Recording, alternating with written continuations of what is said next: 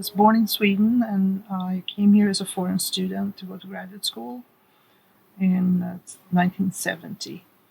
And I graduated in 72, and then worked for a couple of years in Chicago, and then went back to Europe for another 10 years. And I was also 6 years in the Middle East.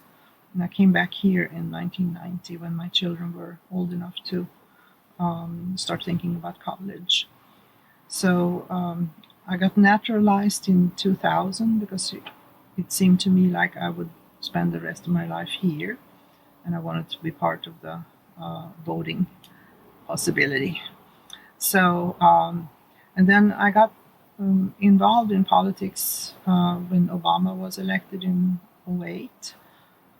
I searched for the Democratic group here where I live, and in Virginia, and started joining a little bit. And a friend took me to the monthly meetings of the local Democratic Party in 2015, and that's when I got more involved. My professional background is in speech pathology. I worked in healthcare all my life, and in 2015 I retired.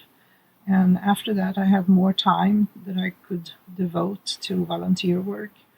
And I started to get more and more involved in campaigns and starting to understand how campaigns were run. And I got many friends through my campaign work. And the supportive role of campaign work is very important because they need hands-on help. They need our dollars. They need our time. So I started by phone banking from my home. When that got a little lonely, I started letting people use my home as a canvas station. So then I was basically just providing the snacks, and they could use my bathroom and so on for when they were canvassing. And that also got me involved more in direct campaign work. Then in 2016, I actually broke my ankle, and I was not able to do much canvassing after that. It didn't heal properly, and I had to have surgery. So as a consequence, I looked for something else that I could do from home. And I found out that there were groups around Virginia that were doing postcards to legislators and to support campaigns. And I figured, well, I could do that.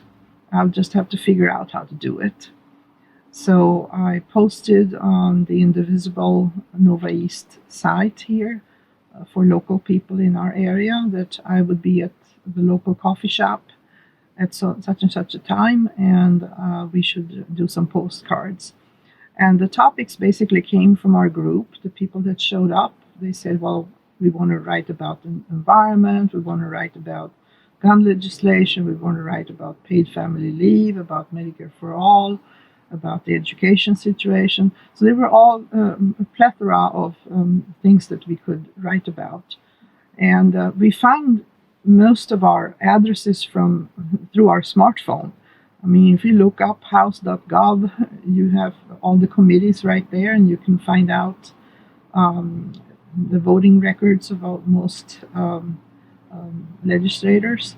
And sometimes we would see something on TV and we would feel outraged, and then we actually had some cards going in that direction too. We also support campaigns, partly because people that are candidates come to us and say, can you write postcards for us? We don't have any campaign budget for that. So we offer to do that. And we get the addresses to the voters from the campaign. For instance, recently we had a campaign where the canvassers could not get into the apartment buildings because there were door codes. So I said, well, give us those addresses, and then we'll write the cards to those people that you couldn't canvass with. For me personally, I'm retired, so it gives me a reason to get up every Thursday and make sure that I'm here and helping the group get started, making sure that we have the postcards we need and that the topics are covered. It's something that has become part of my routine now. It's almost like going to a job, but it's a fun job, and it's something that's is impactful, and I'm also getting a lot of personal satisfaction out of it. And I've found new friends through this group. It's, you know, some people go to a book club. This is the Postcard club. And so it's something that we feel is very valuable, both for us and for the people that we write for.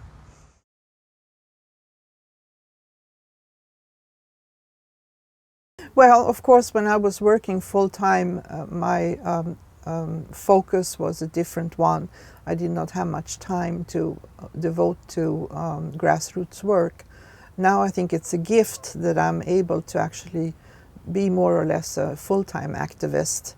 I go to protests, I go to board of supervisor meetings, I read a lot, and I try to engage myself civically, because I think that's something I should be doing.